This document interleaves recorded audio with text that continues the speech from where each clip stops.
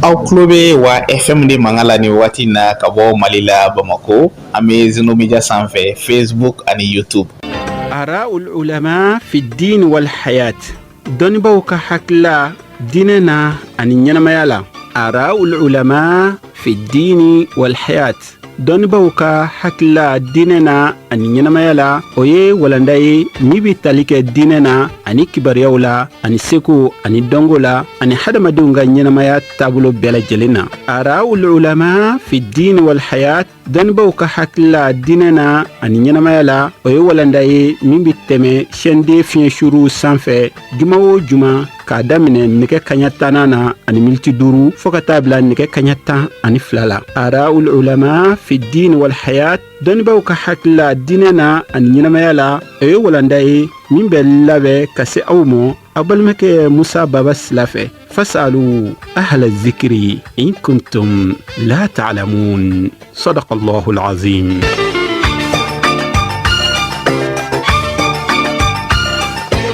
أعوذ بالله من الشيطان الرجيم بسم الله الرحمن الرحيم الحمد لله رب العالمين والصلاة والسلام على أشرف الخلق سيدنا محمد وعلى آله وأصحابه وأتباعهم بإحسان إلى يوم الدين. والسلام عليكم ورحمة الله تعالى وبركاته. Wati na solembe auka radio mandila radio shende ni jumadon ba inkono ne kado kafo minye janvier kaloye ambe alekle durula bi samba fla ani sam wa ani nani wati kile na minye jumada sania ni anko mako raja makono ikaro kafo no e lasiri la ba yamba alekle mo fla la bi samba kile sanke menani sambina ni sanduru ala ka rasulullah sallallahu alaihi wasallam boli makani kata madina no hijra sai. Ara ulama fi din wal haya don wakilina dine la haniya wore kadamadiya tabulu nyumana kalo ka fonga kene sigira mami mbe ambolo koro bishsa ko yambol make aniya karamogo ye kabo kalaban kurano ye e chorno sedu jumye ikaro ka fo ale fanate ma dugulenye ana angani kene banka ndu radio chaîne 2 kan kene banye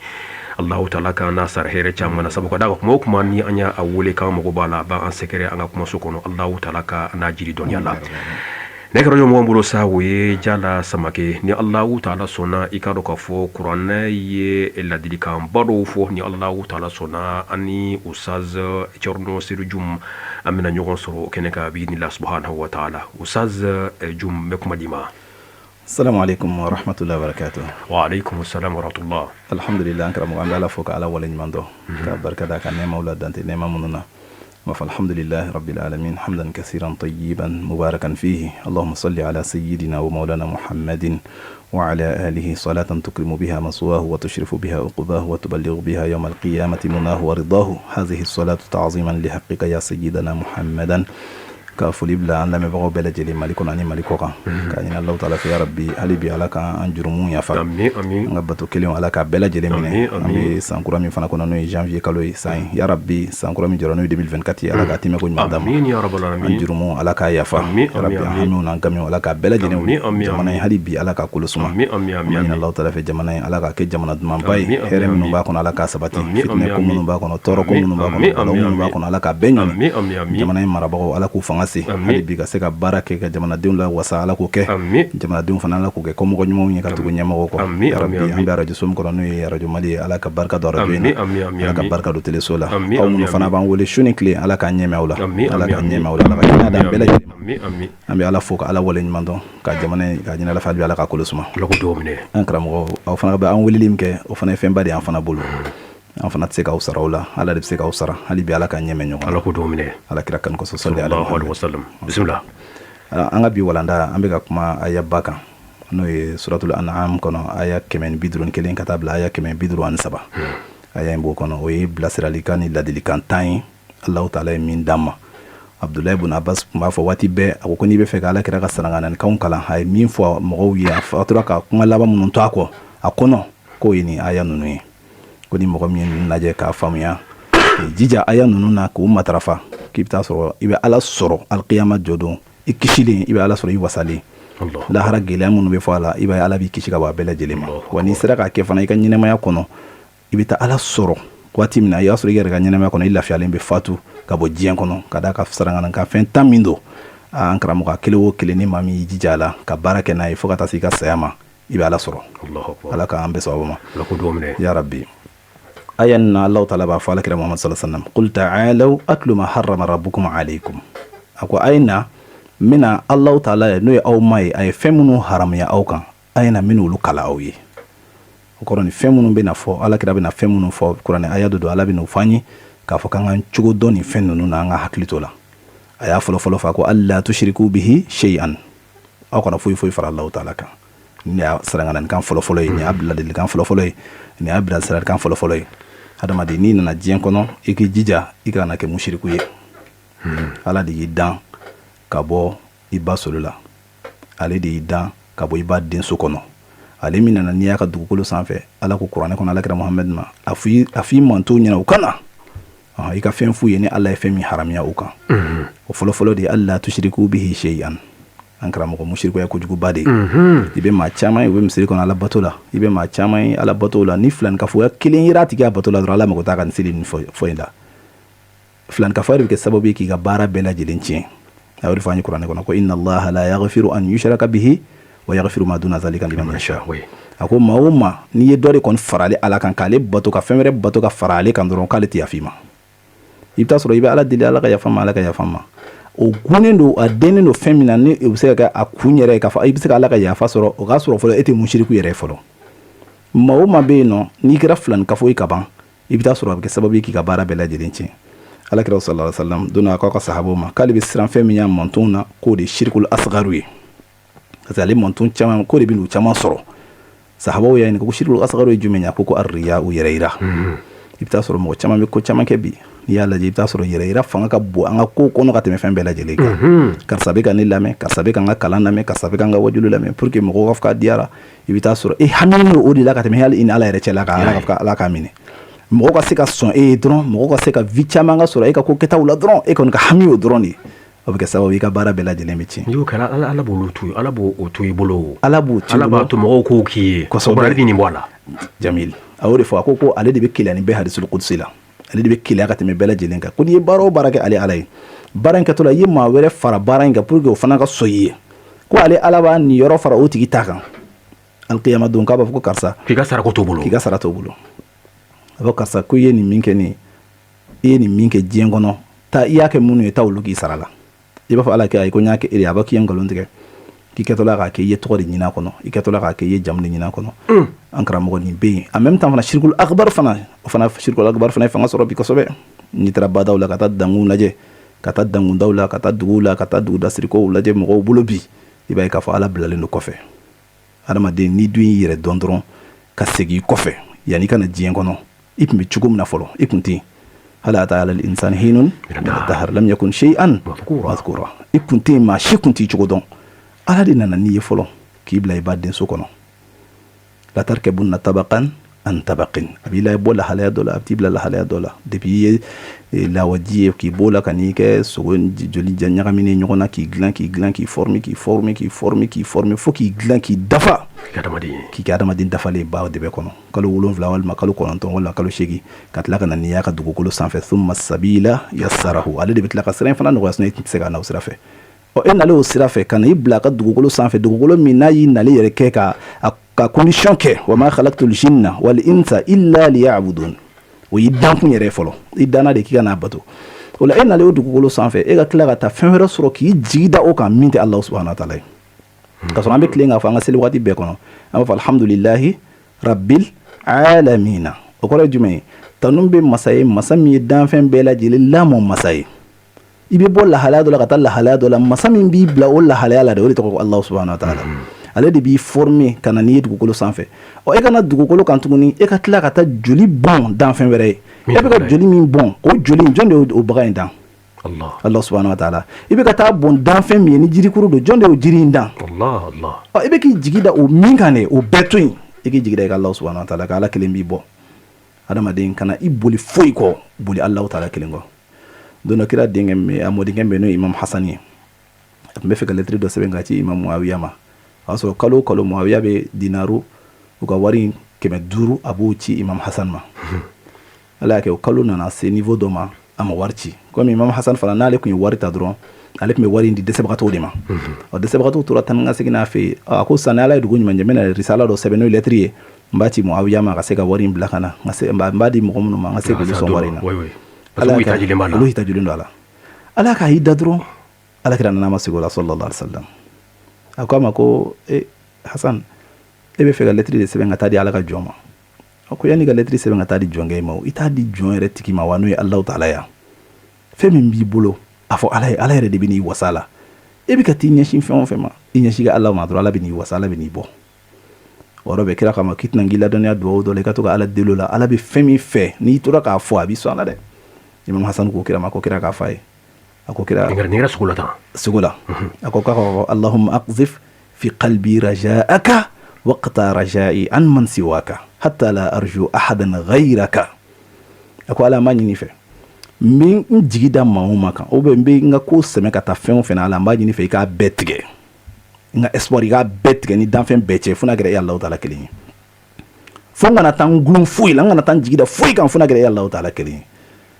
أكوكا فحلبي اللهم وما ضعفت عنه قوتي وقصر عنه عملي ولم تنتهي إليه رغبتي ولم تبلغه مسألتي ولم يجري على اللسان مما أعطيت أحدا من الأولين والآخرين فخصني به يا رب العالمين مما أعطيت من الأولين والآخرين من اليقين فخصني به يا رب العالمين أكو كراك ما كخنيفو ألاك دوجي راك أسرق من بعد نينكا asura adrusi kaba aw nyoko nawdo meno hakli ko sobe akrama ko musabo wasila aw nyoko nawdo ulo hakli ni fen fuye shengelo de nyina tugodi ala ke Imam Hasan wullani duwawi atura bi duwawi takrara ba fo soni anyebe chide nana ko Muawiya ka chide ndo ni uga worwa kile an keme duriye ko kana dama epmbe wuli gata femi ala ko dima sigaro la obesoro mun fe obesoro ka husnu tawakkulu di fe Allah ta'ala iki jigi semala ka fembe toyin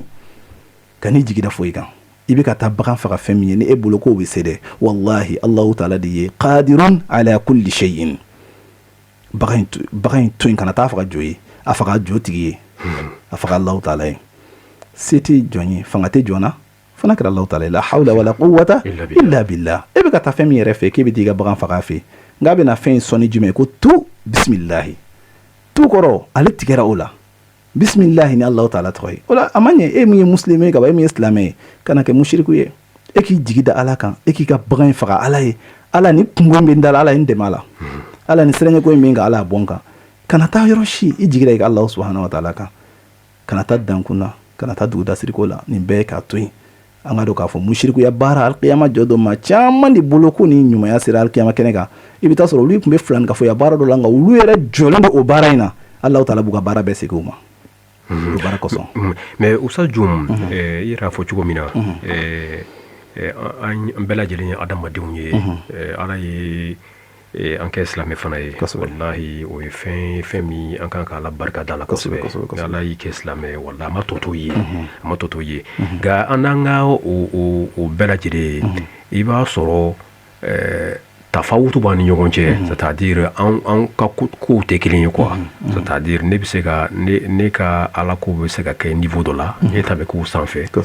karisa min bɛ k'an dɛmɛ ale ta fana b'o sanfɛ ainsi de suite an tɛ kelen ye i n'a fɔ i ye Alasani ta min fɔ Arakila nana sugu la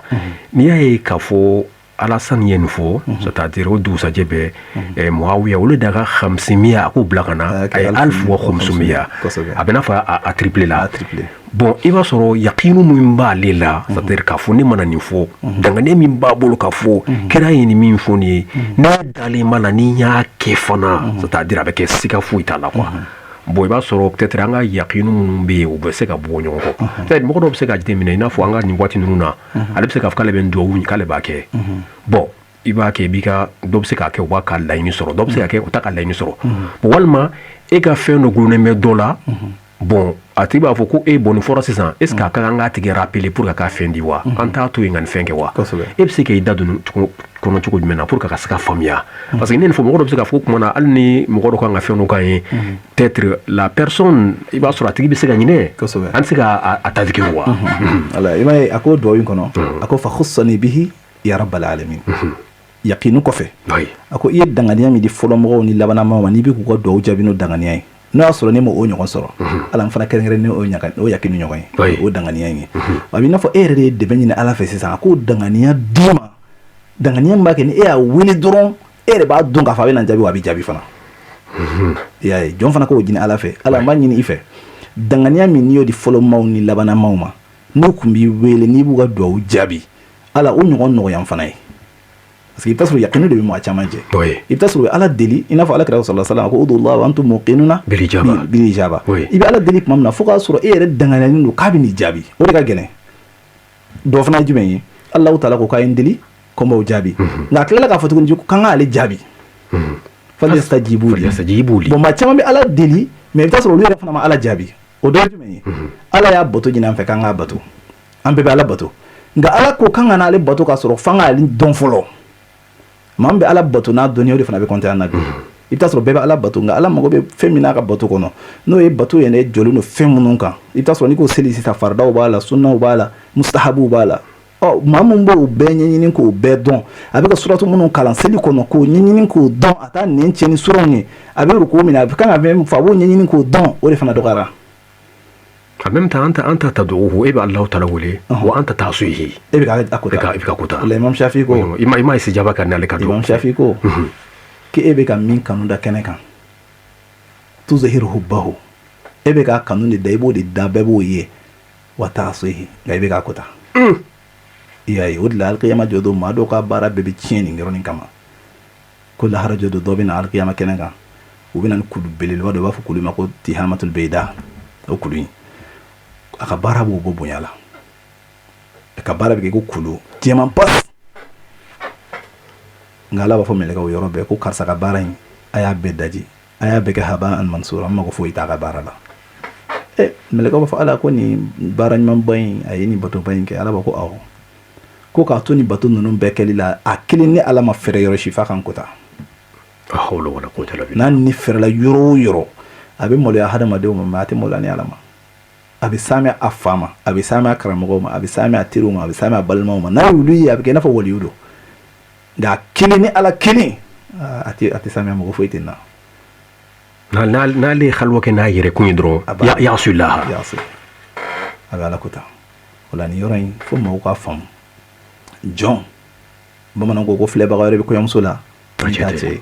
wala adamaden fana ala ye an dan ka n'a ka dugukolo sanfɛ a ma an bila ten dɛ karamɔgɔ a k'an ma kuranɛ kɔnɔ k'an kelen o kelen fo ka taa sɔrɔ mɛlɛkɛ fila bɛ an nɔfɛ mɛlɛkɛ kelen b'i ka ɲuman sɛbɛn cogo min kelen fana b'i ka juguman sɛbɛn i ka filanikafoya o filanikafoya siɲɛ kelen a b'i ka baara ɲuman bɛɛ lajɛlen daji fo k'o ban fɔlɔ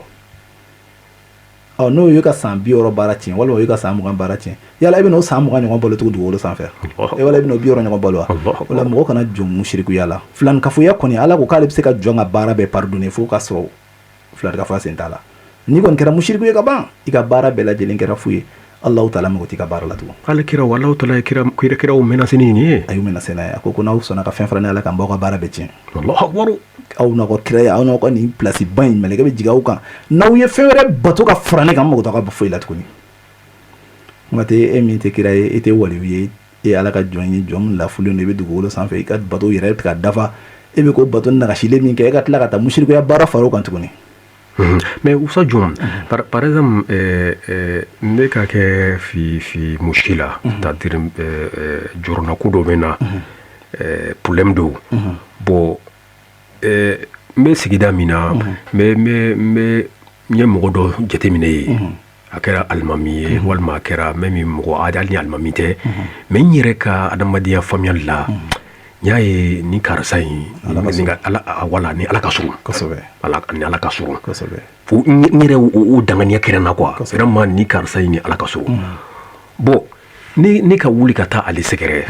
n ko karisa problème bɛ na hali ni ma problème in yɛrɛ ɲɛfɔ kosɛbɛ n b'a ɲini fɛ i ka Allahu taala deli n ye ala ka se ka n bɔ nin problème in na est ce que o shirku ye wa o tɛ musirikuya ye o tɛ shirku ye o tɛ musirikuya o kɛra kira yɛrɛ ka sahabaw ka waati la kira yɛrɛ tile la sahabaw taara dugu dɔ la dugutigi y'i ban k'a to jigin a ka dugu kɔnɔ kɔfɛ dugutigi fɛn dɔ y'a kin a juguyara a dɛsɛra ka kɛnɛya o duguladenw bɛɛ dɛsɛra la a ko bon k'a ye taa dunan minnu bɛ dugu kɔfɛ a ye t'u ɲininka n'u bɛ se ka furakɛ u taar'u ɲininka sahaba kelen ko awɔ ne bɛ se k'i furakɛ yan t'i furakɛ f'a ka dugu bagan tilan ka tilancɛ di yan n b'i furakɛ n'o ye o ko baasi tɛ ala y'a kɛ a ye masakɛ furakɛ masakɛ furakɛli o nana ka na bagan ninnu d'a ma a taara kuma ɲɛfɔ kira ye kira ko ka na nin yɔrɔ ye kɔrɔ u sera ale ma de o i bɛ se mɔgɔ ma li min kɛ jurumu foyi t'o la o ye danganiya de ye i ni ala cɛ k'a fɔ karisa ala ka jɔn don jɔn min ka sɔrɔ ala la mbabla ka ala deni amino yanga wala na kono nyafe na ala sona inshallah ka fo mo ka se mo do ma ko duwa kenyi jurumu foyi to la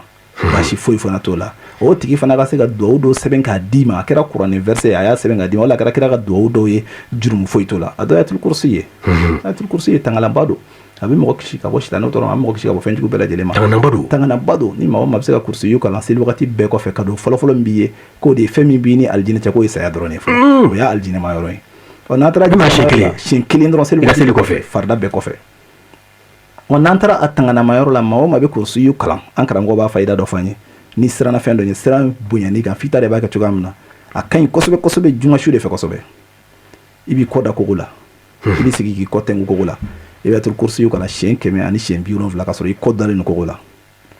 ni klale ba ala kogo bini ni kene mala che chugumi ala ni bora ga ika aya de kala aya mga buni qur'ani aya be no kursi yu ana atul kursi yu ala mbani ni fe kan dun sirenya ko bela jini kalu dibila ina fo i kogo ndu ni kene mala che chugo yamena mokoti kanyi ala mbani ni fe kan koloshi ala kan kishi ala kan tanga ngaramo ni tanga lamba doy ayatul kursi ko nana nasara were fana ben tuguna ka chan kursi ko ni bela jini halika kala shin wulon vla wala maka kala ni sara ba rola ika fo wala yauduhu hifzuhuma wa huwa al-aliyyul azim shin wulon vla ika tul kursi ko ka adatu yoro yere ko fo shin wulon vla ka mu nyala ka mu farla ka chala fe bi ka sran fen fenye ala be doy no ci akara hadama dinya akara fen fen ala ban kici ka bo ma yala dala ka do am be asran ko ami ala kan ko shi ka bo jina ko islamere be kan ay se kan ni ayen tange karamo amoliya ka bo ka islamere do ka tayatul kursi la Allahu akbar aw wasara doron ala kira sallallahu alaihi wasallam ko kurana ayo bela jina kuntigido amanja Allahu la ilaha illa huwa al-hayyul qayyum la ta'khudhuhu sinatun wala nawmun mumbe soro masami ni jingo ta soro matika sunawo mumbe soro nyina ma ti soro nyina wala ka ko sema ala la ka to ala ko ke jigida ala ka ni do on kele wal mebe jonma munu don ka fuko ko do kiye jurum fo to la abe famu ni afolo ko alla tushriku bihi shay'an ni ibla siral kan folo ala min fanya qur'ana ko ala kira ka sahaba abdullah ibn abbas ko ni be fe ala kira ka kuma laba mun nayo fo no ya ka bladili kauni no ya ka blasirali kauni kika to na ayan no kala ako aflana jumeni ako wabil walidaini ihsana ako aw masafla ka ko nyuma ya kuye an karamu ala ni gelade ay ni tugo ay retala o ko ja fe mi metugo ala tala o te fendi ni ala bolore way masaudi hadama de masaw ibora chemun na ibora musomunu na ijija ukabunya ibulo kateme sanuka ukabunya ibulo kateme jamaka ukabunya ibulo kateme luulu ka fui kana bunya ibulo kateme uluka ala na lagira kofe masafla bona masa ko te ko fidini de ayo tu alla tushiriku bihi shay'an naw flan ka foka gwa yuchugam na masatala ni yoro la usulutuko ba fonnema ko al amru bi shay'in nahyun an diddihi ala ki yamara fendola o koro ko contraire abiki genga bo odela sikatula til mangi danga dia ka gwa ya masuma danga dia to ko foya ira ko ko na fen fara ala ka ab me se ga fo fana o ko na ke danga diwni me til mangi abi fiki yemina ako kika ke o jume ako wabil walidaini ihsana wala la kira kuma fa ka sahaba wiye ko ala ka jin hadama de maka fa karsa flaka bon ala bolo karsa kadi ala e ko aguno do fenkele ndron la sharti fenkele ndron jume o ka sori ka boye masaw bolo Allahu akbar wa karsa fleni aka gun ala e o deni do femina o ka sori ka boye masaw ye hanni mauma misri ko ayi wa bi misri ko no sella ayi we self na te fa ko lanzara te fa ko fitete te fa ko ga masaw tigele ndo ala tigele ndo ala sikatula aka boto bayin be parce que ni masaw tigera dina ko danga dinu do إيراني من فوني على بفو وقضى ربك ألا تعبدوا إلا إياه وبالوالدين إحسانا كأن هذه الآية تترجم الأخرى وتفني كونكو أبلا بنا آيات ولا نفهمنا وفين سببي على طول منك فين سببي نيا على بتو تشوكو نيما نيما كي مسألة ما وتيجا بتو ده نايجا ما كم بلا كده هيجي لا هيجي نتولا تنسيسان ما كم يشيل تامعا هيجي جام سيرك كابونا كو بيفا ده دعنا دين على ما وتنسيلا Allahu akbar ni talab impressionné masa ko te fitini masa ko usaz namo kami daire dronya ni ayayna erbe banga ndo masa ko nana kissa mun be ni ngona tsika foka ban kira dala ka faka sahaba we dono akoko chedo be ka limana ni muhammadu ye a darana wa min kanu b'a la bi ka tɛmɛ fɛn bɛɛ kan o de ye ne yeli a ɲɛkisɛ 2 la a ko nka kabako min bɛ cɛ in ka ko la a masa de b'a bolo a masa musoman o kɔrɔla o dɛsɛra o fanga dɔgɔyalen don ale de jɔlen don ka fɛn bɛɛ ale de b'o ka entretien kɛ ale de b'o ka lahalaya bɛɛ kɛ o de kelen don k'a bali ka na ni lajɛ parce que masa in b'a bolo n'a bɔra jɔn de bɛna masa in kɔlɔsi k'a tɔgɔ ko Awisul Qarni al-Yamani Yamani ka don a ko sahabaw ma ni Ala y'a kɛ min ɲɛ dara a kan a ye duwawu ɲini a fɛ a ka duwawu k'a ye aw k'an ka foli las'a ma ale bɛ jate tabi'i ye ka d'a kan ɲɛma da Alakira Muhamad sallallahu alaihi wasallam Ala y'a kɛ kira fatura Abubakar ka tile la Abubakar ma ye Umar ka tile nalen hiji o hiji Umar tun bɛ hami kira ye min fɔ n bɛ fɛ k'a ye ɲɛkisɛ 2 la k'a dɔn Ala kɛ Seydina Umar ni hiji kun sera a bɛ yala yala Yamanikaw tun bɛ tɛmɛ Madina de fɛ ka taga Maka a bɛ na Yamanikaw ka tantan kɔrɔ a b'u ɲininka yala o bɛ sɔrɔ aw cɛ la wa u b'a fɔ ayi ko o bɛ sɔgɔ tɛ yan nɔ a bɛ don tantan kɔnɔ fo ka taa tantan ban Ala kɛ san dɔ la Umar donna tantan dɔ de kɔnɔ ko yala ko a bɛ sɔrɔ aw cɛ la wa dɔw ko ko dɔ bɛ k'an ka baganw lamɛn ko dɔw tɛ Umar ko k'a bɛ min o ye ɲɔgɔmɛ lamɛn yɔrɔ fɔ Umar taara ka taa sɔrɔ yen nɔ Umar taara sɔrɔ a bɛ ka baganw lamɛn Umar y'a ɲininka ko karisa k'i tɔgɔ a ko k'ale tɔgɔ ko Abdulahi Umar ko a ma ko ayi ko n b'i ma ni tɔgɔ de ye i masaw ye tɔgɔ min da i la i ka denkundi dun a ko k'a tɔgɔ ko Awis Umar ko a ma k'i bɛ bɔ Yamani ko awɔ Umar ko a ma yala i bɛ jɛ ma n k'i ka fini kɔrɔta kira ye tamasiyɛn dɔ fɔ ko o tora a la bagi tamasiyɛn dɔ b'a la ko yala i bɛ jɛ ma n i ka guloki kɔrɔta k'i yɔrɔ dɔ lajɛ wa ko baasi foyi t'a la Umar ye fini kɔrɔta Umar taara sɔrɔ o nɔ in b'a la n'o ye dɔrɔmɛ 5 ɲɔgɔnna hakɛ Umar y'a da bari o yɔrɔ in na ka sɔnbo ka sɔrɔ ka wuli a ko a ma ko Awis yala i bɛ jɛ ma ni Umar bɛ n da ka n tama da dugu ma i b'i sen da n tama sanfɛ wa duwawu de y'a kama a ko Umar ma ko cogo jumɛn na k'e de ye silamɛw ka ɲɛmɔgɔ e de ye mu'minu ka ɲɛmɔgɔ e de ye amirul mu'minina ye cogo di ne bɛ n sen da e tama kan Umar ko n b'a ɲini fɛ kira kuma ne ya an kan kira y'an f'i ye kosɛbɛ i f'an ye kosɛbɛ kira i ka duwawudenya f'an ye i ka masa labatoya f'an ye i b'i masaw fɛ masa ka bɔ i bolo i ka duwawu si tɛ bin maa o maa ye duwawuden a ka duwawu tɛ bin o yɔrɔ bɛɛ o bɛ se ko Umar ma ko ayi ko n b'i deli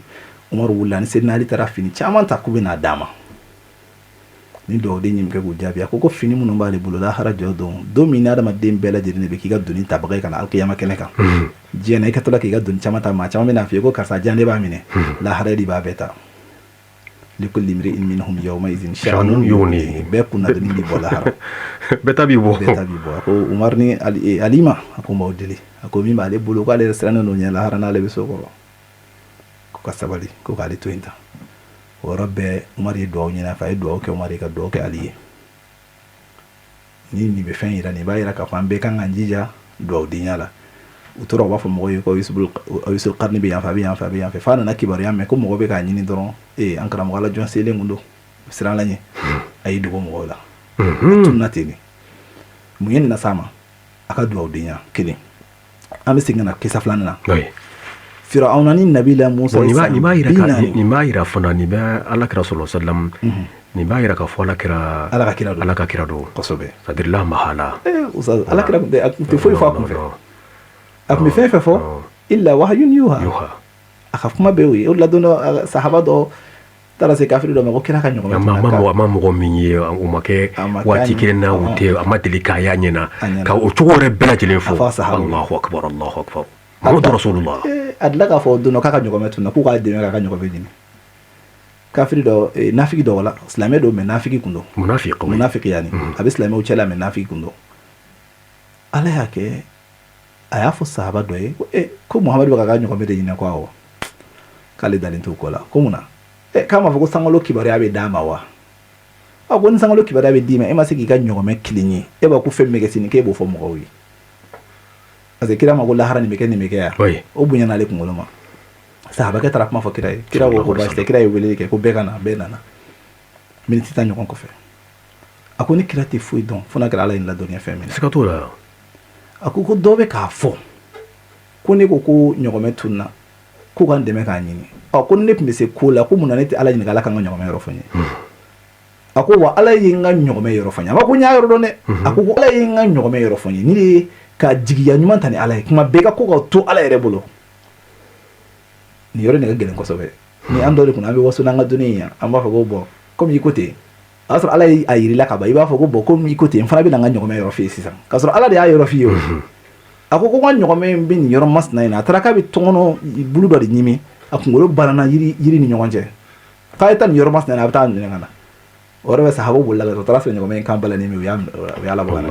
ya na ɲɔgɔn chama kira ni mi e ka iya fo chugo mina effectivement na on dodo mati la mo défier ka fo bo comme e de ni fota o kuma na ba yilla ka fo mi nga nyama yoro fi mais ki e ko kira ko ala nga nyama yoro fo al sheikh misbah le ba fa be fen fo war sad rajawu ko ala kira ka nyini ma bela jenge sadir yarju al ashiya kira la jamaro ka fo aka fusani allah ta'ala ka dafa bela jenge ka fo kira ko be do aljine ko na c'est-à-dire o kuma tala mais kala kira madeli ka fo dongele ka fa ba confirmer dangana nyima ka fo ko albe do aljine ko no sadra ka ba ke de c'est-à-dire ni allah yu ka raja yarju dali min allah da so ye borodo dale ala kira sallallahu alaihi wasallam dona ko ka sahabo ma ko ala ye aljine yoro do garanti ta ka jon kilini na fo yoro ma ko al wasilatu wal fadila oui kale be fe ko jon sahabo ko ala deli ane manto mana misiri bele kame wati ko to kan fo pour que ala ka yoro inde ale ma ka soro yoro nyale tay Allahu akbar imani rajawi yoro nya ale tay nga ko maw ko ala deli ko ngoso ala ka sega yoro inde ale ma ko ni misiri bele kala misiri bele kan salatu alayka kan fo allahumma rabb hadhihi da'wati tamma wa salati alqa'ima ati muhammadan alwasilata wal fadila ka soro ale taru nga ko anga fo ala ka no ya ale ودي كلنا على كبقولوا نكلا لدي فين فاق النبيين في خلق وفي خلق ولم يدانوه في علم ولا كرم الله قسم بين الخلق رزقهم وأنت خيرت في الأرزاق والقسم إن قلت في الأمر لا أو قلت فيه نعم فخيرة الله في لا منك أو نعم الصلاة والسلام عليك يا سيدي يا حبيبي يا رسول الله صلى الله عليه وسلم من دخل في هرمك مذنبا غفره الله ومن دخل في هرمك خائفا آمنه الله ومن دخل في هرمك ضالا هداه الله ومن دخل في هرمك فقيرا أغناه الله ومن دخل في هرمك مبتلا عافاه الله سلام على قبر يزار من البعد سلام على روضة وفيها محمد سلام على من زار في ليل ربه فبلغه المرغوب في كل مقصد سلام على المدفون في أرض طيبة ومن خصه رحمن بالفضل والمجد نبي هباه الله بالحسن والبهاء فطوبى لعبد زار قبر محمد يا راكبا نحو المدينة قاصدا فبلغ سلامنا للحبيبنا محمد في روضته الحسنى منى وبغيتنا وفيها شفاء قلوبنا وأمراضنا وأسقامنا فإن بعدت أن وعز مزارها فتمثالها لدينا أحسن سورة ننازل بها طرف العين في حسن روضها فنصل بها لبنا وأسرارنا وموجتنا فها نحن يا قطب الأوالي كلها نقبلها شوقا لشفايلتنا أنكرم ونيري من نقول صلى الله عليه وسلم على كده صلى الله عليه وسلم أي على دونغة مبيكا على بفهمي فاقا جوانا كده دي بود دونغة مبيكا ولا القيامة جدو لي والحمد تيجي كده دي صلى الله عليه وسلم ولا أدم الدين كان فوي دمبك تيجي لا حول ولا قوة إلا بالله ستية فنتي لا وصلنا له قبل أسنو جم سجي لكنو بيرسون نايل لكنو فنا جم سجي لسنا بيرسون نبي على لتاي ولا أدم الدين كان فوي دمبك تيجي لا كان فني بسنين تي فوي ولا دومنا بدو مكة على كلينا مكان ده لك داما أدونتو كاسامنا علما إيه على إدكوني ما إن الذي فرض عليك القرآن لرادك إلى معاد كيبنا الناس عندنا ندوونا على يمد دوما إكلا لكاكي adogo kira abeka dunka yi kungolo sulu pour que yera bunya kilin kana yala kungolo sulu la ka sulu ko fa kungolo abomop mena maka nyogome jongona tellement ga kungolo sulu no adogo Seydina Omar ko e bamburuta ka go biye tajuru sala doyin ko kira waye ko biye hina doni ni tajuru sala doyin ala de ni kanyi amma an fanga man na sama an fuy man na sama ni bela jeli bor Allah subhanahu wa ta'ala de yoro wala dama de ni ye fon fenge ni klala kana fo ni den kede ala de yake ni ala yike ingénieur ko be soni lu ye ka fo karsa na magara ni feyna binye afoni ala ka bara ni te fadlu min Allah na ala yike doni magay ni kuma na mawbi sewa mawbi wasa etede fadlu min Allah ni ala yike technicien e ka bara mo yi tano ala karsa e ka bara nyina de asige alama ete ni ko to ala bolo wallahi ala bi wasa abi kurata ya man azhara al jamila wa satara al qabiha ala de masay ibn nyuma yamunke abudu da kenen kan kulu masri ibi juguma munun ke abudu dugo mati bo kalama foni ere borani yere dumna ki yere lebu ala kan sutra amin ya rabbal alamin ankram go do awdiya ki saflana mo foko fana joya oui nabila musa katana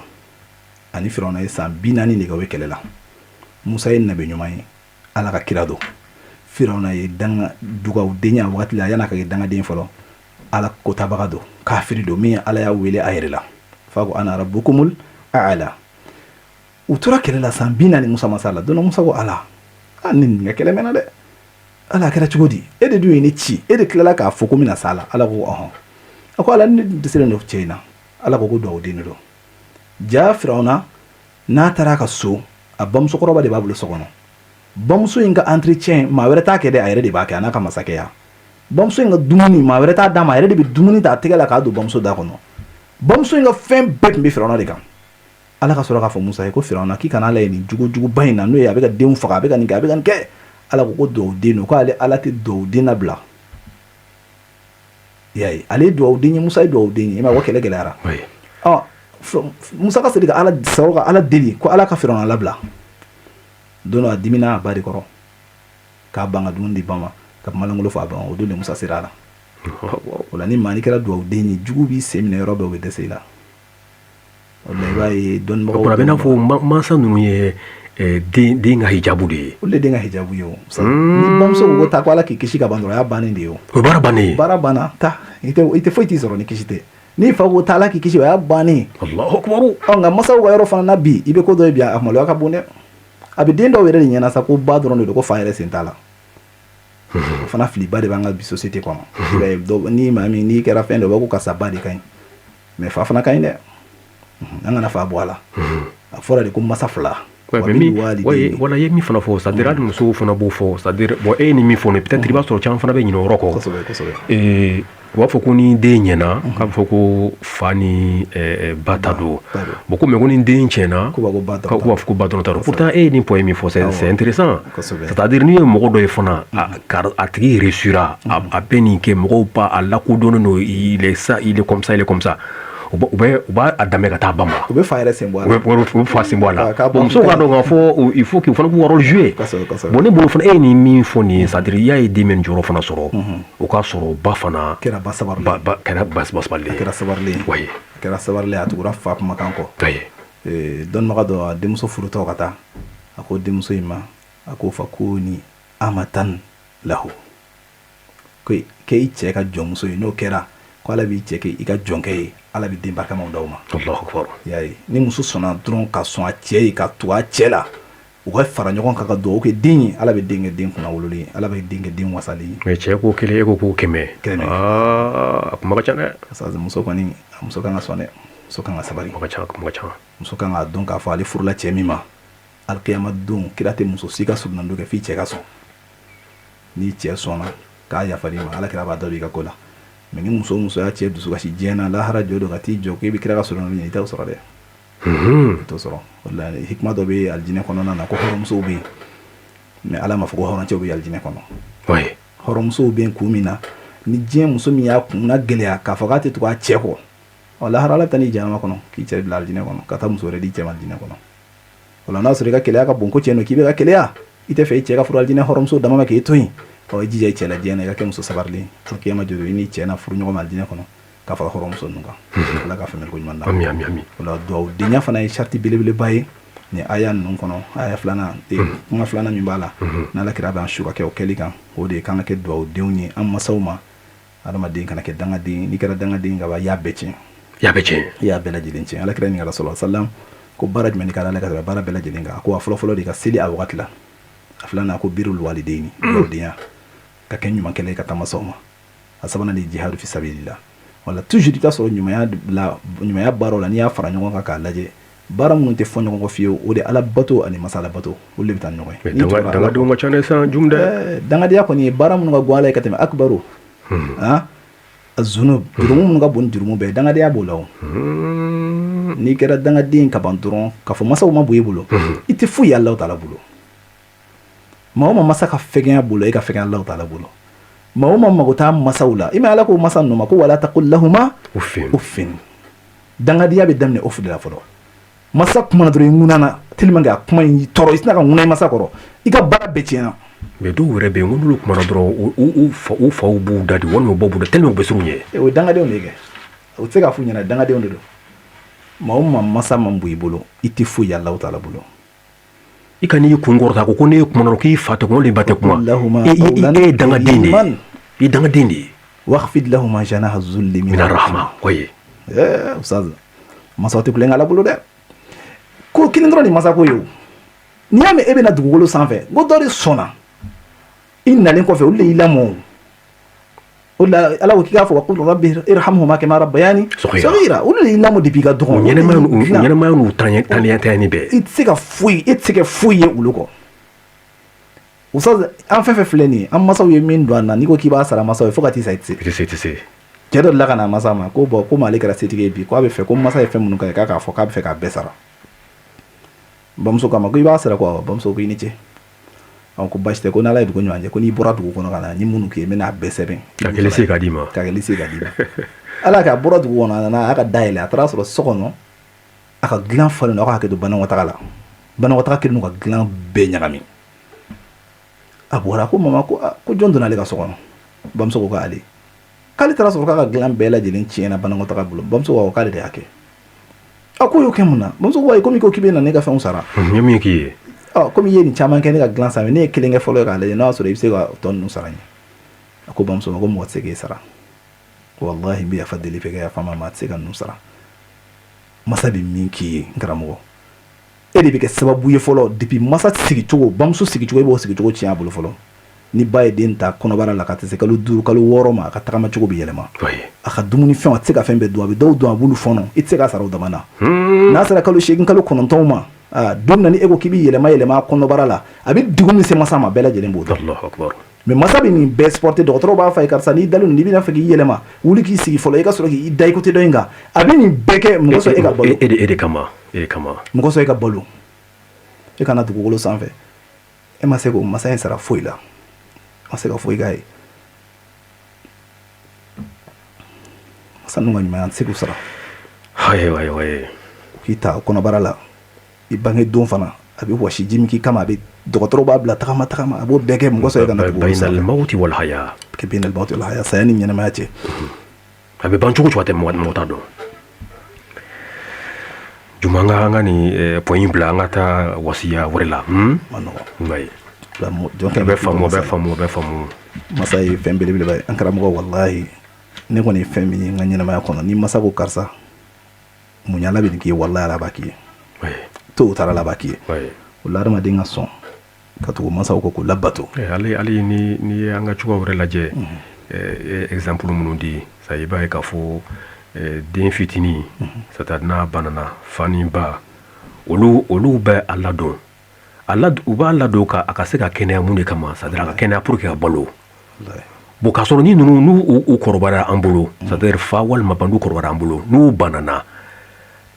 an b'u ladon mun na e ma n'u ladon cogo o cogo la e b'u ladon i kɛlen bɛ k'a bila i kun na c'est-à-dire n bɛ ninnu ladon fo ka taa s'u ka don laban ma tu as vu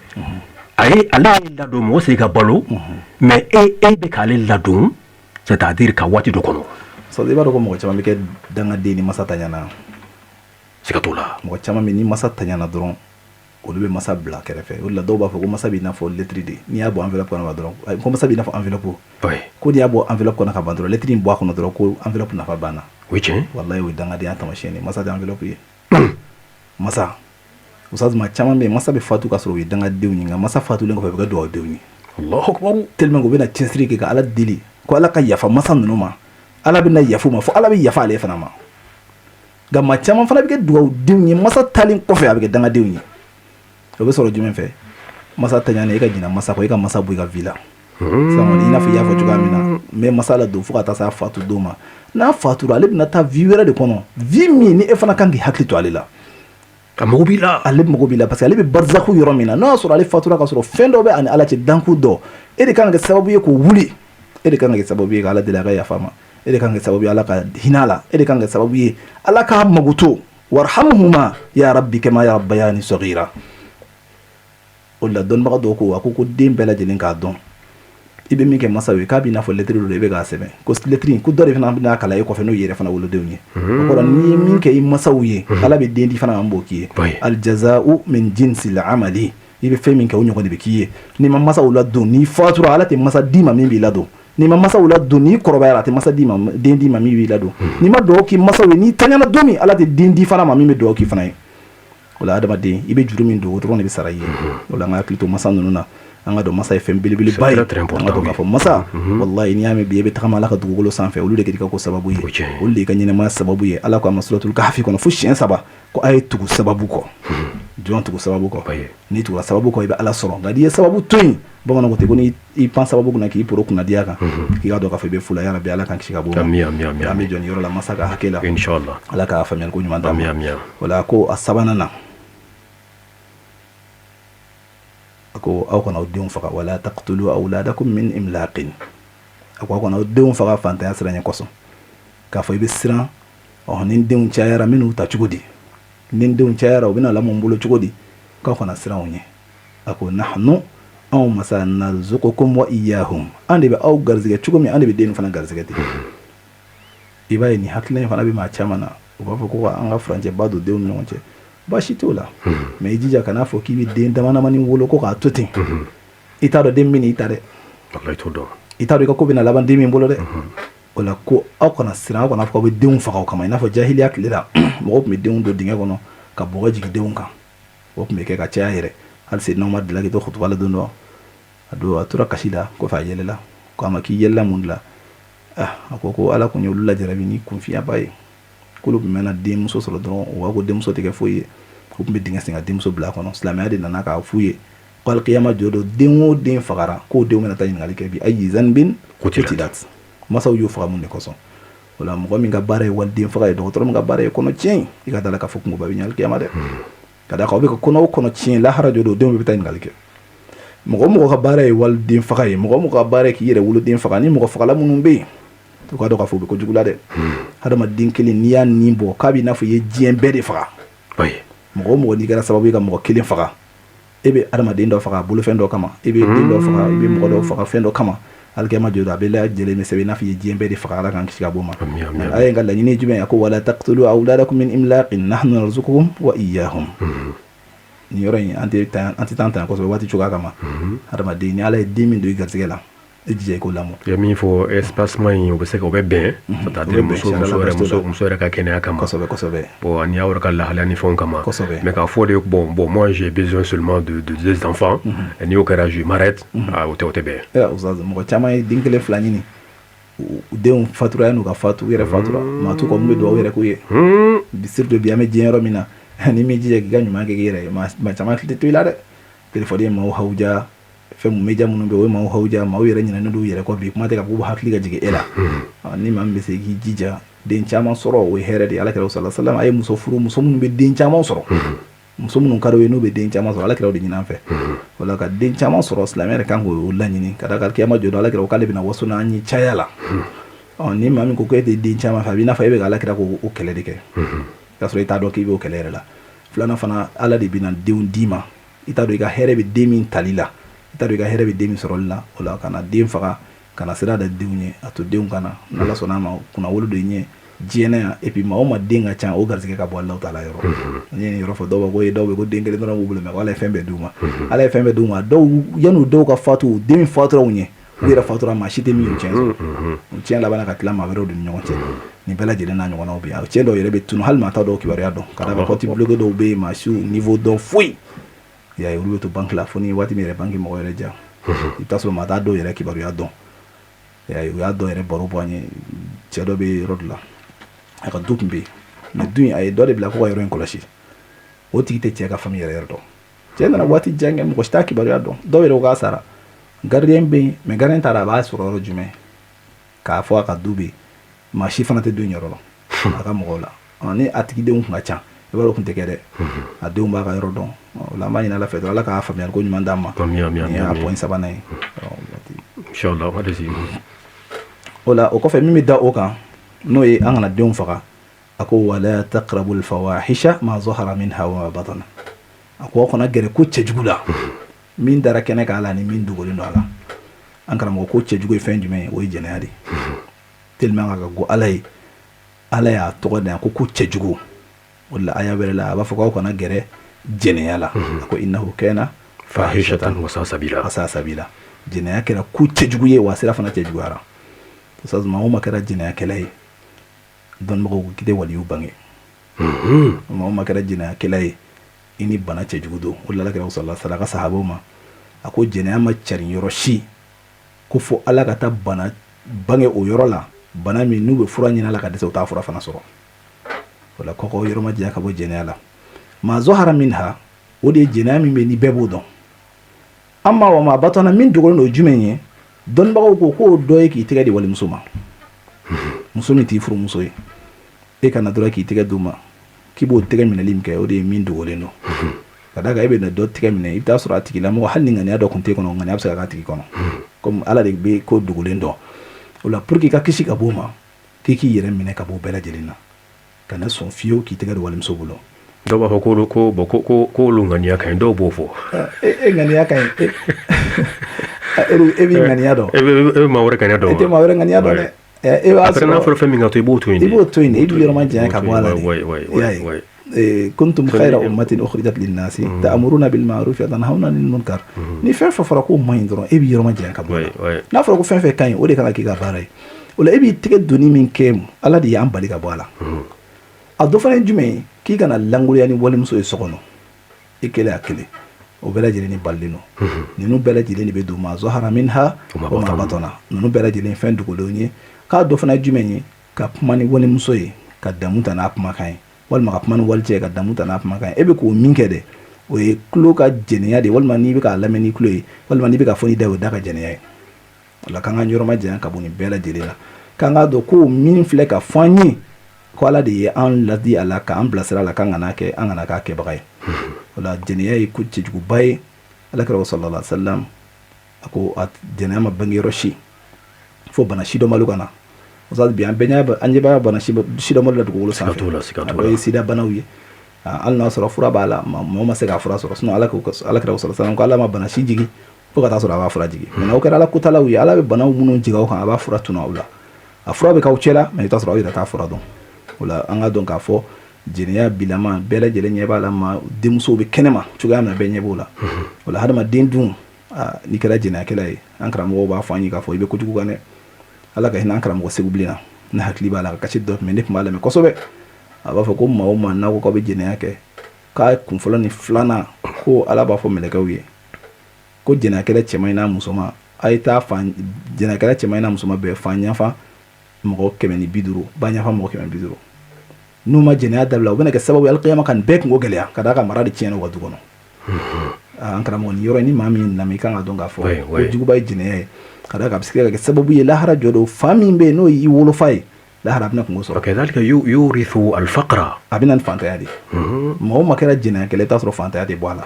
hali n'a ye hɛrɛ sɔrɔ a hɛrɛ tɛ a nafa ka d'a kan ni fantanya de bɛ to kuma bɛɛ lajɛlen na wa n'i tora la fana i bɛ to jɛnɛya in na Ala bɛ n'i bolo hɛrɛ bɛɛ ban i tɛ sa fiyewu ni malolen ma sa i ni fantanya de bɛ sa maa o maa ye jɛnɛyakɛla ye a bɛ sa waati min na ni du 100 de b'a bolo a b'a bɛɛ feere fɔlɔ a b'a bolofɛn bɛɛ feere wa an karamɔgɔ dɔnnibagaw kodɔnnaw b'a fɔ an ye ko maa o maa n'i ye dɔrɔmɛ 1 ta i kunna wari la ka di muso dɔ ma jɛnɛya sira fɛ ko Ala bɛ barika b'i ka wari bɛɛ lajɛlen na maa o maa n'i dɔrɔmɛ 1 bɔ i kunna wari la i y'a di muso in ma pour que ka se k'a jɛnɛya i y'a bɔ wari min na Ala bɛ barika b'i ka wari bɛɛ lajɛlen na o la jɛnɛya ye fɛn cɛjugu ye bi o don waralen don denmisɛnninw tɛ maloya tuguni denkɛw tɛ maloya cɛmannin min na du kɔnɔ ka na musomanin dɔ ɲininkali kɛ fa yɛrɛ bɛ musomanin wele ka d'a ma Alakira sallallahu alaihi wasallam ko dayusu tɛ don lahara jɔ don alijinɛ kɔnɔ o y'a ɲininka ko dayusu ye jɔn ye ko cɛkɔrɔba min bɛ a sigi a b'a ka ɲɛnamaya bɛɛ kɛ a yɛrɛ bɛ kɛ kulonkɛkɛla ye wa a yɛrɛ tɛ maloya denw fana ka kulonkɛ la a tɛ keleya t'a dusukun na o la bi na du falen don bi musomaninw ka éducation o de kɛlen don ka jɛnɛya fana fanga bonya éducation tiɲɛna i ye min fɔ wasaya ninnu vraiment ni mɔgɔ min ye ninnu faamu ka baara kɛ n'a ye kisi b'i ye kosɛbɛ siga foyi t'o la o la masaw k'u jɔ u jɔyɔrɔ la u ka denw ka éducation u k'a minɛ n'u bolo fila ye u ka denw ka lamɔ u k'a minɛ n'u bolo fila ye u k'u jija denw na u ka denw ladon ka denw ka fini di denw ma fini min fana bɛ denw kisi ka d'a ka jɛnɛya fanga ka bonya a tɛ sɔrɔ dɔwɛrɛ fɛ a bɛ sɔrɔ muso ka don finiw fana fɛ o la Alakira sallallahu alaihi wasallam ko jahanama kɔnɔ den 2 b'ale mantonw na mais k'ale ɲɛ ma da u kan u y'a ɲininka k'a dɔ ye ko jɔnniw don k'a fɔlɔfɔlɔ de ye musow bɛ na ko muso minnu i b'u tagamatɔ ye kare kɔnɔ k'u lankolon don fini min b'u la fini kɔni tɛ jate yɛrɛ ka d'a ka fini b'u sawura bɛɛ yira muso an b'o tile la wa an t'o tile la musomanw tɛ maloya tuguni u bɛ fini minnu don bɛɛ lajɛlen ɲɛ b'a la fa b'a dɔn k'a fɔ fini min filɛ n den na nin bɛna kɛ sababu ye ka maa wɛrɛ la fitinɛ innal ladhina fatanu almu'minina walmu'minati thumma lam yatubu falahum azabu jahannam wa lahum azabul hariq. Maaw man ni ka baara kɛra ka maaw la fitnɛ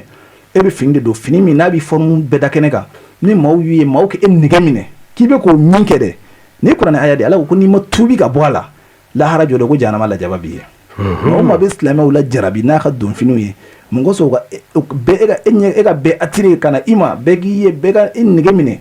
ko ni min fara lahara ni sera k'i to a kan i ma sɔn ka tuubi ka bɔ a la lahara jɔ dɛ jahanama lajaba b'i ye dɛ.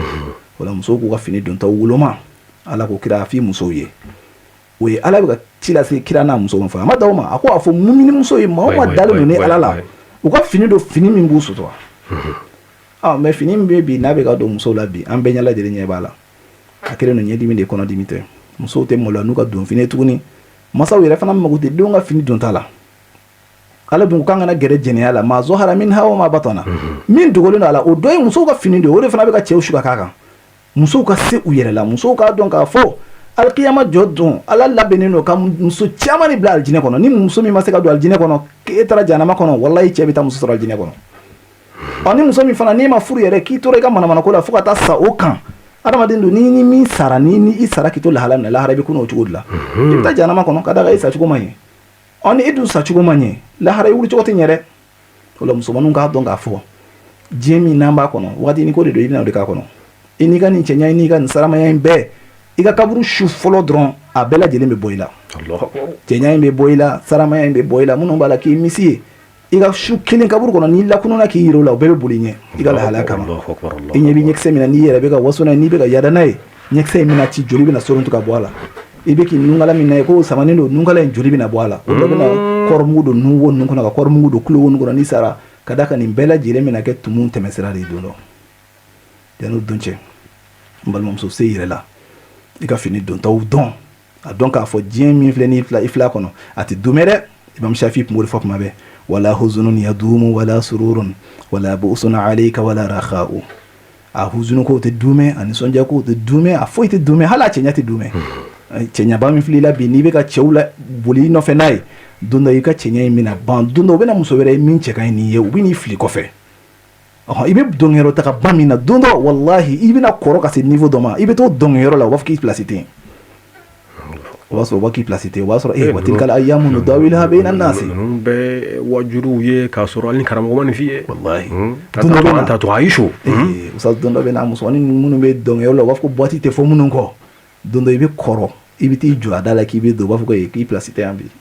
ko sira to i den filaw bolo sira to i mɔdenw bolo o bɛɛ yɛrɛ ka bɔ a la don dɔ u bɛ t'i bɔ nin fini ninnu bɛɛ kɔnɔ nka u bɛ bɔ a la don jumɛn o kɔrɔ an ka hakili sɔrɔ yan'a ka so dɔw ma wallahi Ala ko k'an kana gɛrɛ a la k'an kana gɛrɛ jɛnɛya la an kana gɛrɛ a la fɛn o fɛn bɛ kɛ sababu ye ka jɛnɛya provoquer o kɔrɔ kana k'o si kɛbaga ye ala belebeleba de an balimamuso ye fini minnu don bi a bɛ faamu inshallah ala k'an kisi ka bɔ rabbi ala ka faamuyali ko ɲuman d'an ma o la o ye a dɔ fana ye n'o y'a ladilikan dɔ ye a ladilikan min bɛ da o fana kan k'o de ye wala taqrabu mala al-yatimi illa billati hiya ahsan aw kana gɛrɛ yatimedenw ka nafolo la ustaz yatimeden den min fa taɲana ka sɔrɔ a ma baliku a fɔ de ma ko yatimeden masaw taara ka nafolo min to a bolo o nafolo in ala ko k'i kana gɛrɛ a la dɛ écart do i ni nafolo in cɛ illa billati hiya ahsan dɔnnibagaw ko nin tafsir la an karamɔgɔ bɛ min f'an ye ko fo n'a kɛra ka gɛrɛ a la gɛrɛ cogo la min cɛ kan o dɔ ye jumɛn ye ka nafolo in labaara pour que jaga kana nafolo in ban ka d'a kan ni nafolo mugu bɛ yen dɔrɔn silamɛya bɛ jaga obligé nafolo in kan dɔ fana ye ni taɲani kɛra aw kana fɔ k'aw bɛ nafolo in mara k'aw b'a tila k'aw bɛ baara kɛ n'a ye dɛ o filiba de fana bɛ yen bi i b'a dɔw b'a fɔ ko cɛkɔrɔba fatutɔ ko n'a aw farala k'a ti yafa aw ma ɔ la sa u b'a ko bɔn ko ka nafolo in to yen ko bɛɛ lajɛlen ka jɛ nafolo in na u ka baara kɛ nafolo in na k'a kɛ nafolo in ka société ye sariya la aw bɛ se ka baara kɛ nafolo in na a bɛ bɛn mais sariya ye min ɲini aw fɛ fɔlɔ ka kɔn baara ɲɛ nafolo in na o de aw ka nafolo in jaga tiɲɛ tilan fɔlɔ dɔnnibagaw ye hikimaba de fɔ nin yɛrɛ la ustaz n'aw k'an bɛ ala bila kɛrɛfɛ k'a ta n'an hakili ye an bɛna dɔn k'an tɛ foyi dɔn misali la sisan cɛkɔrɔba fatura ka den duuru to a kɔ exemple la aw den duuru ko non k'an ka nafolo tilan k'an ka to ni nafolo in ye an ka baara k'a la ala ke den duuru kelen o kelen muso b'a bolo den b'a bolo o kɔfɛ dɔrɔn yan'aw ka tiɲɛ in tilan aw tora baara la den kelen fatura den kelen min fana fatura a muso ka hakɛ b'a la a fatura ka den minnu to olu ka hakɛ b'a la o la aw bɛna o nafolo in ta k'o baara kɛ n'o ye k'a sɔrɔ den minnu b'a ye n'a taara k'o ta n'a taara ka muso minnu to aw bɛ ka yatimɛ den dɔ fana ka wari dun maro ni kuma famille be famu o la o problème ba de be bi en fana ka société kono ibe mo chama be no chokoro be tanya wa ko ye kan na tien clan ko na nya clan dro kamina fara aba clan na clan ba clan ka fara nyoko ka be ka pourcentage doni do o la na ya fara nyoko ka ni mi ba o la no do tanya na o la o de no muso ka hake minya aba ta ka du uma mena o ye na fulu into o bulo ka be ka baraka ni na fulu ni o lu den do adem fana du yetime de ni abi no lu ka wori min do al qiyama joro fana yetime de na do ko na boy ali ni autarani ayetin chugore la ya fo chugo mina bena ka famille do aw be souhaiter la aw ye fawye aw be ka den be ka soro bon peut-être alni tani mina ke aw ka niveau la san nous ye fawre aw be ka tan bon den nu est-ce que aw na ñoko famu chugo mina na fulen kuna est-ce que adu mina ñoko famu ya kuna ya ça dire cela mais be mi fo ni antemeno fedro abe lafiya soro ça dire tien cliente du faraye fuite quoi ça dire na kera ala de ko quoi ka keta o kuna ba keta ça ni ima keta wallahi mashiba de ba ko fe fitna de ba ko fe fitna ba wala chama de be bi o problème chama de be tribunalula wala sababu te do yere da sababu yu banka ala ka hakimi ke du kono de muso do ga ka o drakilindo parce que chew bana balmake munum be olu be ka tasuma daw tege alors que droit de bobolo ko ci ko héritage soro voilà bon na la ko ga chuko mina il faut que anga keti don mako be na kera e décret don mako la ko aw blasira fendu be clan chuko mina aka keti o yani ala che baniyo ba o blasira la yo blasira c'est fini ça da du be no ali tien clara ana ko doni na taro sigi du no yere buga experience de ke ku be tien clara ga doni uta ala ta nyinde o ya awunu wele kana ko awi karamo wi u yere be tla ka fo ka kan ge chugan o yere bo nya fa wi e ku ta glena ko na abana utse ko fana ke oui ola anga du yatimedin ni yatimedin kashira du kono ko la rushi billa maga ko yatimedin do be kashira na sa bora mo mina atibe ko mo rode sa zami pesa do fa yatimedin ka se ga hinala ka yatimedin maguto an karango ba fanya na asarula ka fa abi hanifa katlela cedo me aka gulomin tamate mena abi hanifa ya genga bo gulomin ka dese ka gulobla maso abi hanifa ya genga bo gulomin ka dese fu che fatura ka so abi gulomin ga miseli a fatura shumina abi hanifa sugura chela abi aljine kono abi ki janga mu aljine kono na a wasali aljine kono abi hanifa ni ko karsa ko munye eseya ayelela ako abi hanifa makale be ala fuka ala wali nyondo ko ala mima aljine kle da abi hanifa ma abi hanifa yo merom na nyelela dugu jara trasi che kam che furum suma ako musuma mima ni ala de ebi jogo nyuma jumele do ichela ni bise ko fonye musoko ko munaki yo fo ako ko ni chede suro aljine kon nana wanya yila hala nyuma badla musoko ko jogo kele mon mali chela ko juma shu kale chebi yatime do fara nyonga ka dumuni gilanga duma abi hanifa ko adola ko ala hinana la udiga ma ko adol dine kono wala nga do nga fu yatime dinte fendini ala ko kanga na gera kan na fulula illa billati hiya ahsan ibsika kan na fuluki ka barake nay pour que ka akabung iba blanya fuka tasi dum na baligo yara mais ni ko ni yatime dinga na fulum ne ka dum ala ko mamin be ka yatime dinga na fulu dum ki ka do kulu te ka fu dum funa kara tasumai o ta bana tema ka bila go du jana ma kono tuni ko yatime dim bulu fen kana makala ya rabbi ala ka afanya ko mais usa jum par exemple ko Abu Hanifa ni suguminke na fana na atharu la chukubina bon yoro ale sugu ke sugoi interprétera c'est-à-dire ka fo chebe fena hina nyati mido en même temps ay joro soro alla bulu alla ka hinewla mais okmana ni ankelengelen fenfe sugura am se ka interpréter ka ke hakika ire tanchugula wa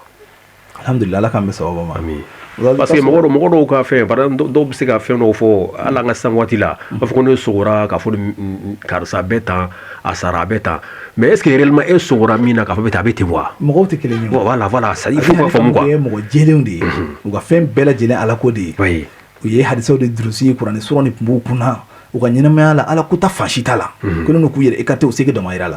obo mogo minte o chula e ga sigo be se mala shitana ga sigo shitana na sigo daila abi fen kirgaro yelila abi ko kunta daila mala ale abi kanu maga do se ka fo ke so mi ke ka fo o de hakika non o temine oui o sigo ko ni modola shitana ga sigo be ka chaire sigo chama be shu erdo be o sigo ni ayira sigo ya fo sigo la kala boyo do ba do no ko ba do ka fo ni sigo jeli ni te sigo jeli abi ke wati mun na do bodo o na nyuko no chama no do adobe mala ere ga sigo minge abi ga ere de ladi i ka sogo ala bɛ fɛ k'e yɛrɛ de bɔ i ka ko jugu dɔ la a b'o f'i ye o sogo caman bɛ yen fana mɔgɔ caman bɛ yen u b'a kɛ ko ala ka mɛn mɔgɔ wɛrɛ ma hali bɛ dɔ yɛrɛ kuma dɔ la a bɛ lahalaya dɔ la ala ka mɛn e yɛrɛ de ma. C'est vrai? A bɛ k'i n'a fɔ dungari n'i jɔ ka dungari lajɛ i bɛ fɛn min y'a la o ye jɔn ye? E yɛrɛ de don o la e fana ye min ka sogo la a ka mɛn e yɛrɛ de ma ala bɛ fɛ ka yɛlɛma. Mais a bɛ mɔgɔ wɛrɛ yir'i la. A bɛ mɔgɔ wɛrɛ yir'i la. Oui c'est compréhensible o oui. Ala bɛ nin bɛɛ lajɛlen kɛ. Ala k'an bɛ sɔn o ma. Ami. Wala an ka dɔn k'a fɔ yatimɛden mɔgɔ kan k'i hakili to a la mate masa taara ka fɛn min to a bolo o la n'i y'a lajɛ ala y'a ka nabi ɲuman dɔ la déplacer n'o ye Musa ye ani Khiduru ko ka taa kogo dɔ jɔ kogo in a tun bɛ mun kunna a tun bɛ sanu de kunna sanu ye jɔn ta ye yatimɛdenw de kun t'a dɔn wala ala ye kiraw la déplacer fɛn min kama o tɛ fɛn dennin ye dɛ mais o fana sɔrɔla jumɛn fɛ o sɔrɔla masaw ka ɲɛ de fɛ wa kana abuhuma salihan masa ninnu kun ka ɲi wala an ka hakili to o la kosɛbɛ kosɛbɛ yatimɛden bolo fɛn a bɛ maa o maa bolo i k'a dɔn k'a fɔ fɛnba de b'i bolo n'i y'a dun dɔrɔn ala ko k'i jahanama ta k'i ye tasuma de dun lahara jɔ place foyi t'i bolo jahanama tɛ wala kana yatimɛden ka nafolo ɲagamiya kɔfɛ a fa taara k'a to e min bolo i fana bɛna taa don dɔ k'i denw to mɔgɔ dɔ bolo la k'i hakili to o la kosɛbɛ i k'a dɔn k'a fɔ jurudon ye juru sara i n'a fɔ bamanankan na a b'a fɔ cogoya min na ala k'an bɛ sɔn o ma. Ami. o dɔ fana ye jumɛn ye a ko wa awful kayla wal mizana nin bɛɛ kuranɛ aya de nin bɛɛ bɛ suran kelen in kɔnɔ n'o ye suratul an'am aya 151 ka taa bila 153 a ko k'a y'aw jija ko sumani minɛnw a k'u dafa ala filɛ ka usad ni aya in lajɛ dɔrɔn a bɛɛ de b'a kɔnɔ ni an donnen sugu kɔnɔna na sisan n'i ko fɛn min ye premier i jija ka taa sɔrɔ premier don n'i ko nin ye nin qualité ye i jija ka taa sɔrɔ qualité don n'i ko nin ye nin kilo hakɛ ye i jija ka taa sɔrɔ kilo hakɛ don waylun lil mutaffifina alladhina idha iktalu ala an-nasi yastawfun wa idha kaluhum aw wazanuhum yukhsiruna e bɛ taa ka taa nɔnɔmugu di deuxième di mɔgɔw ma k'o ye premier i bɛ taa troisième di mɔgɔw ma k'o ye deuxième ye i bɛ ka maaw ɲagami nka i tɛ se ka Alahu taala ɲagami dɛ ala ɲɛ b'i la a b'a kalama wa k'i ye maa o maa ka hakɛ tiɲɛ diɲɛ na yan alikiyama jɔ don k'ala ko k'i k'a ka hakɛ segin a ma lahara kɛnɛ kan o b'a sɔrɔ e dun ka fɛnw t'i bolo e bɛn'o segin cogo di o kɔrɔ i ka ɲuman de bɛna ta k'a d'o tigi ma k'a tigi ka juguman ta k'o bila i ka ɲuman nɔ la ala k'an bɛɛ kisi ka bɔ o la dɔnnibagaw ko i bɛ kilo hakɛ min suma misaliya la e ye kilo suma i ko nin ye 100 kilo ye a sera 100 kilo ma o kɔfɛ fɛn dɔ donna bɔrɔ la ka bɔrɔ sɔgɔ minnu bɔnna a la e tɛ minɛ o kama ka d'a kan o ma kɛ e nɔ ye nka n'i y'a ye fana i bɛ jija k'o fana bali dɛ nka kuma ye laɲini ye min ye e kelen k'a don bɔrɔ kɔnɔ i y'a sigilen kɛ dɔw sɔgɔra dɔnni bɔnna la dɔnni min bɔnna la o y'i seko dama yira k'o kɔfɛ mais e taara ka taa maaw ka situlu suma ka gabakuru bila a kɔnɔ ka fɔ nin ye nin hakɛ ye gabakuru in y'a giriya lahara joli i ye hakɛ min bɔ a la i bɛ t'o segin a tigi ma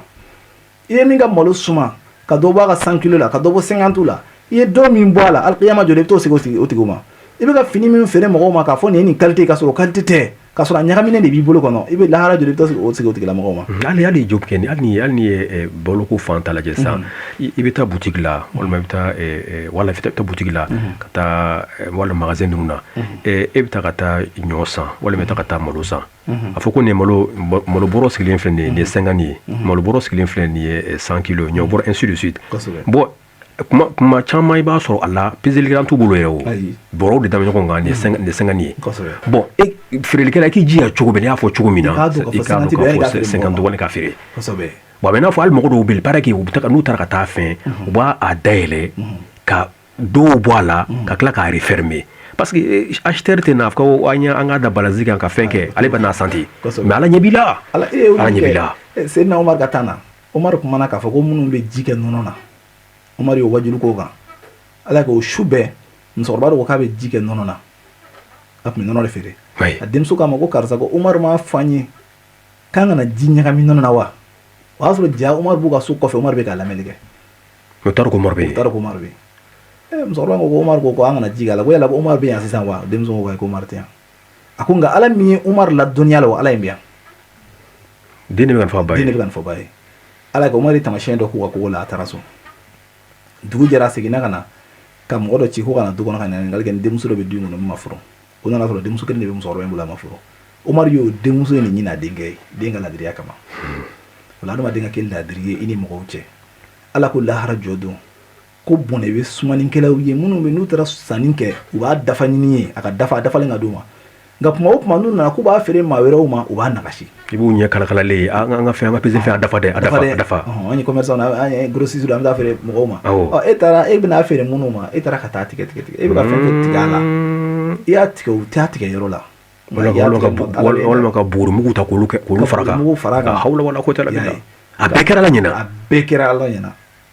alqiyama jodo critique kan ko ala bul ko so o fo musa yo daro musa ko ma ko ala kula ara kibini kiri betige tugodi ni ko fefe le ka hedji ngona la ibini ni betige tugodi abo musa ko ni kan ko ale bulu ni fembe ako ala mi fe ka ayirana no sere bi ka nyefonya bike tugam na lahara ngafa ma ko bashite aye ko folo do fo musa ko musa ka tan 600 musa tara ayoro do fa ka ka jo musa ejo ako fefe be na kina sina ki dadi kana kuma de musa ko nyame musa jolen turayi anyebe kamelin dola kamelin nana kabina ka fenami solami anaka ile ngafe ana kabina mi kaka subi ile ngafe nami ala kamelin nyimi kaka nyile ngafe mi ala soro akunye borondo kuma bula yo jigi boron jigi ni ko fa yi so mini ko fa yi la ka so kan atara ina la boron ko ala ka tara soni musa nyebala bubuti ga nana kana boron funi ka sanu boala ka fili sandu kuma kono olu fana tara soni anyebala kamele werna na kabi ni mi kodaina kamele nyebi boro la sanu bala rona kamele sina ka boro dasrite ka bla ga so sama ka tanai soni musa nyebala chokoroban do fana na chokoroban desele no anani imi ki dajiri suma inkoro ale mata ale dalin tura min tay sanu o hakli jigina la kale ka sanu tura badala kanyina nako o sigina kana kabe na ka sanu to asro sanu ti anyibi do bombo ni na fandola sale chokoroba nya ko chokoroba ko nga sanu diam toro ko sanu dime kale ta ka boro to ansa kale dum na mo restaurant chokoroba te toro ko kale ma boroi ko no ma di ka ba fa ka chokoroba ma yero na ay chokoroba fa ayo bu fo ko fa ayo fa mi ga ta musa ko allah akbar ko ala ko ni ka ba ko de ala ko bo ko la haraki de tigelen fleni ka banta musa ko chugoji akuko kamele folo mina nani sanu ye ko kunta de sanu ye mi na ami kanyina ko o kunta de o ko mina na tadu ko de kunta do o ko buti ko yimi bola do ko sanu ko de pan na ko jaga ma de ga bola ko buti ko yimi flala ko dono ko do beno le ta ko yulu ga jaga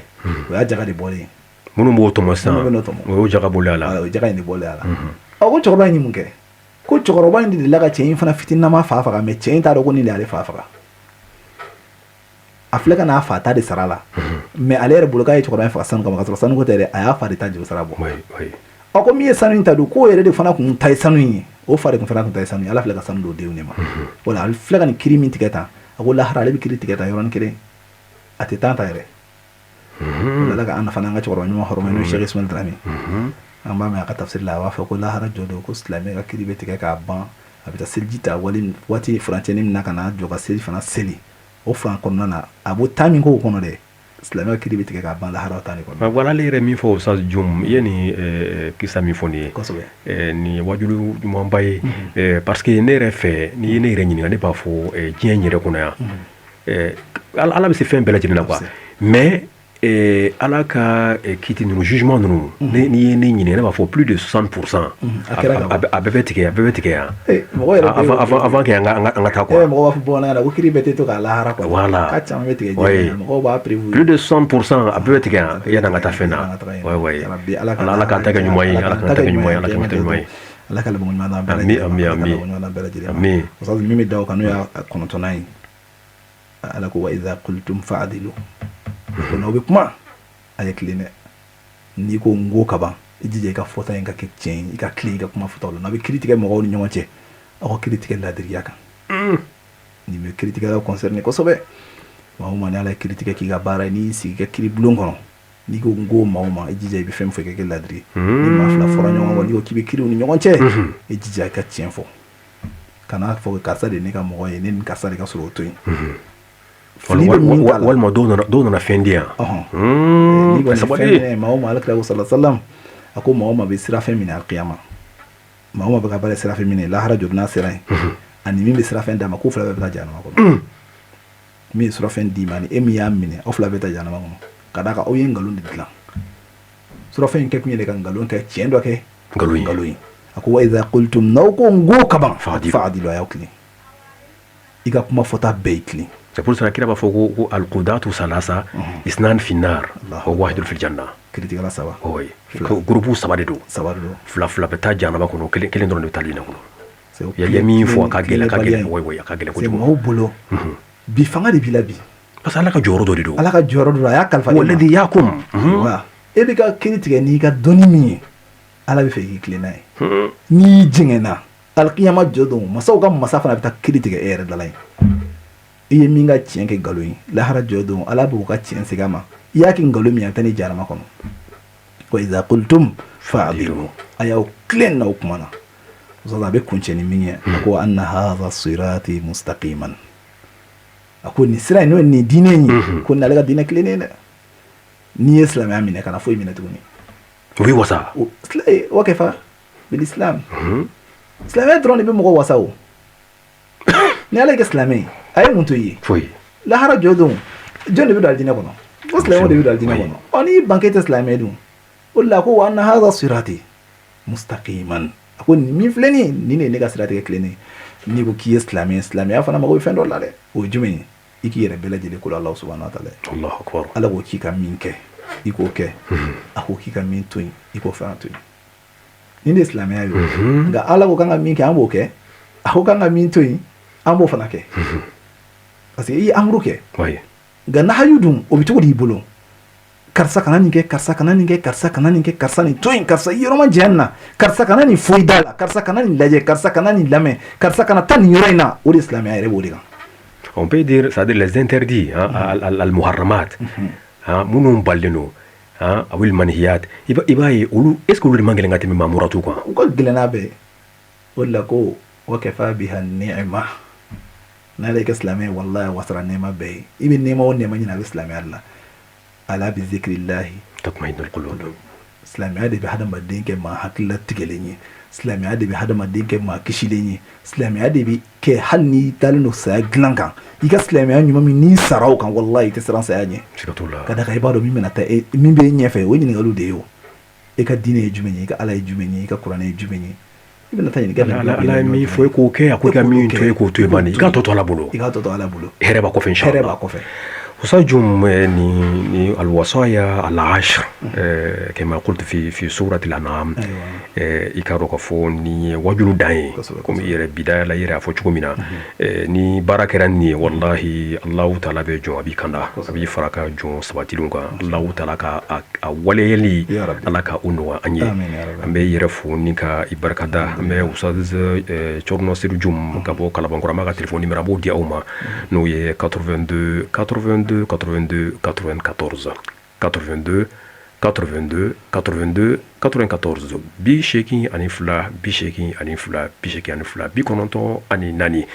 o sajum ni Allah taala sona sibiru don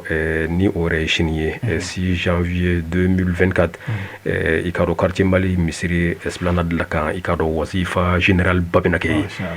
ni Allah taala sona salame belajide wulembe wazifa baina wazifa anyema ya be mamulu sa ni adifaya oye usaz mod maki baye salame belajide wulin be shini sivrila kata o kene baka 14h kuma inshallah subhanahu wa ta'ala abena ke kene mi ni do kene do do nunu fana na fiyere jem kan dam de mi do ubda ke jamana di asi kun bayre de wi afuna bena ko inshallah o sini sibri kele na me o be ke vers 9h30 10h palais de la culture Amadou Ampatiba oui association Fayda Tijaniya Sheikh Mohamed Rabi Jara olu fana kelen bɛ ka conférence belebelesigi conférence in fana sigi fɛn min kama o de ye duwawu ye ka ɲɛsin jamana in ma an b'a ɲini Allahu taala fɛ duwawu fɛn min na ka taa kɛnɛba ninnu kan Allahu taala ka bɛɛ lajɛlen jaabi ala ka jamana in Allahu taala ka lafiya ala ka jamana in ala ka a kolo suma o kɔnɔna sa an bɛ Sheikh Al Khalifa Mohamed Shafi Mohamed Rabi Jara komi ɲɛmaaya b'a ale yɛrɛ de bolo sisan n'o ye Fayda Tijaniya ka association na a jɛɲɔgɔn n'a ka murudenw ye ani kalandenw ni kanuɲɔgɔnw ye an ka furu kɛrɛn an b'o lase a yɛrɛ ma Allahu taala ka hɛrɛ kanu bɛɛ lajɛlen ye k'aw fo ni k'aw barikada i ka dɔw jaabi min n'o bɛ nin juma dɔ in kɔnɔna na Allahu taala ka a nɔgɔya kelen-kelen bɛɛ lajɛlen an bɛ duwawu minnu kɛ ala ka bɛnsɛma d'an ma an bɛ yɛrɛ fo sabu ka d'a kan nin ye an ka première émission ye 2024 kɔnɔna na wallahi sankura in n'o y'o ye i y'o duwawu min kɛ Allahu taala ka hɛrɛ d'an ma tɔɔrɔ minnu b'a kɔnɔ k'an bɛɛ lajɛlen kisi Jala Samake Musa Babasila an bɛ aw fo ni k'aw barikada aw kan bɛn an b'a fɔ assalamu alaikum wa rahmatullahi ta'ala wa barakatuh.